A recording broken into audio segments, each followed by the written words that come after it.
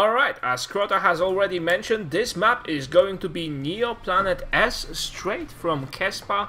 One of the biggest features, or non-existent features of this map, is the lack of Xel'Naga towers, so you don't have any watching eyes, any Sauron eyes on the map. You need to deal with the scouting yourself, position your units perfectly to be able to tell what is going to happen. I think right now it's one of the most interesting maps to watch games being played on. Right, so on the top right hand side of the map we do have Sage spawning as the yellow Protoss player. Yeah. Meanwhile we have... Oh, go ahead. Yeah, sorry. And in the bottom left side of the map we have Arthur with a Korean nickname I cannot even hope to pronounce, even in far distant future, even if they invent Google Translate for your voice. So Protoss versus Protoss on such a huge map without any Xel'Naga towers, it's going to be interesting, and we are quite sure already this is not going to be a proxy gateway opening which we which we started the tournament off. And by the way, before I give it to you, Crota, there has been a question on the chat. Is this one-off tournament or are we having this every week? This is something we are having every week. It's the 5th edition already. We will need to pause, unfortunately, because for the next 2 weeks Starcraft 2 beta will be down, and we will need to wait for Heart of the Swarm launch itself. But besides that, we plan to continue these tournaments for the better part of the year. Yeah, so I look forward to casting more games with you, and you know, working on my casting alongside with you. I know you've been a long-time Polish caster, and I thank you for reaching out to me and you know, just inviting me into the European scene a bit more. Yeah, it's a pleasure casting with you, mate. Anyway, so you know, my experience as a caster, I used to be a Polish caster. I could say I was one of the top Polish caster. I don't really want to say, yeah, I was the top one, because I would offend a lot of people, but which I want to keep a good relationship with. But then I used to be on the top, and right now I decided, okay, I need even a bigger challenge, and I want to move on to English casting. It's going to be hard time, but hey, you need to do something in your life.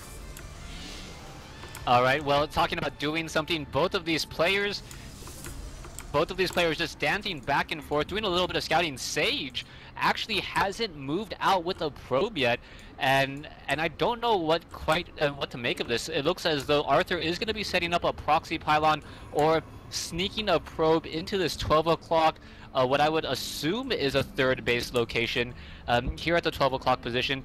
And what is Sage going to be doing? Both of these players pretty much with very similar build orders up until we now have a Twilight Council versus a Stargate. Alright, so a Stargate for Sage and a Twilight Council for Arthur.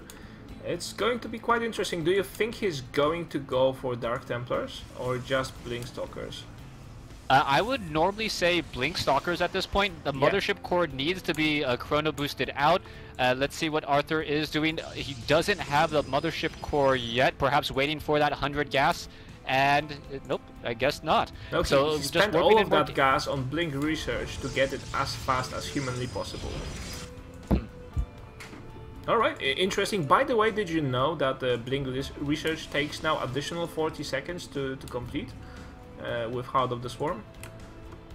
Oh, I thought it was tied. It was now 140, 170. So that is much longer. I think a lot of players were feeling the ill effects of the Mothership Core coupled with Blink Stalkers. Before, players had to go down 2 tech paths. They had to go either Robotics Facility and Twilight Council, or Robotics, or you know, Stargate and Twilight Council. And with that change, that was just simply too much, as we're seeing Sage pushing back a rather early Stalker, as an Oracle is now moving out from Sage. Okay, we will see how this attack goes. I'm not really sure that Arthur has anything to defend this with, especially if he warps in a full round of Stalkers around his pylon without having anything to warp inside his main. Yes, oh my god, this scenario has just happened while we are watching this game. He doesn't have anything to warp in his own base to defend this Oracle. He is running away with the workers. I think he's just trying to delay the damage and make sure that this Oracle runs out of energy. And here we have a bunch of stalkers. Yes, they got the mothership core. Oh my god, this is so huge. And then Arthur already has the high ground advantage, will be able to blink up in a matter of seconds. Alright, now we are going to need some Immortals to come in here in just a moment. Probe now coming off the mineral line. Void Ray is in position, and there's a time warp. Beautifully done. The sentries are kind of slow. Stalkers are going to need to peel back, and they are doing exactly that. As is Sage going to be able to perhaps focus down a Stalker or two? That Void Ray should have perhaps chased after that Mothership Core just a little bit longer, as a new round of Stalkers will be coming up and getting inside the main base in just a moment. But I think Sage is trying to preserve the Void Ray because with the prismatic alignment, Void Rays are so much stronger against Stalkers that it's... You would say, oh yeah, you counter Void Rays with Stalkers, but mass Void Rays versus mass Stalkers just doesn't work anymore. Void Rays are so powerful right now and being targeted by the Stalkers before the alignment gets recharged, but then I'm not sure it was a good idea after all, because Arthur is losing most of his Stalkers in this attempt. Yeah, I think that blink in was actually a miscalculation. Sage got an Immortal, and Arthur had no real way to escape for quite some time. More importantly, he lost the Mothership Core as an Oracle is still eating up his base. There's the GG. Yeah, that forces GG out of him, and unfortunately, this is how this game ends. You know, when you're playing Blink Stalker, it's all nice and sweet, but you need to make sure that you are able to defend things like this, because an Oracle was something that Sage eventually has built along the way. He has needed that Void Ray anyway, so going Stargate was actually a good choice against Blink Stalker play. And you know, Oracle was even more effective due to the fact that Arthur went for the build he went for. Yeah, his entire army was away from home. As you mentioned it, he warped in a round of Stalkers away from home, and that's right when the Oracle came in to hit.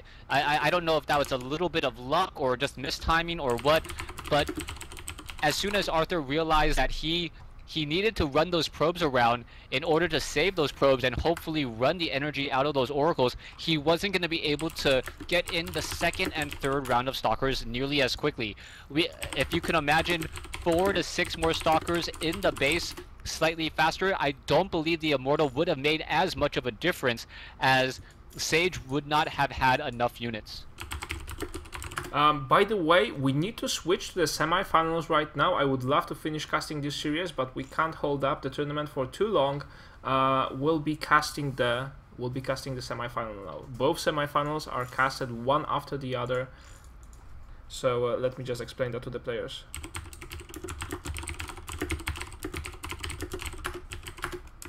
So anyway, back with you in a second, guys.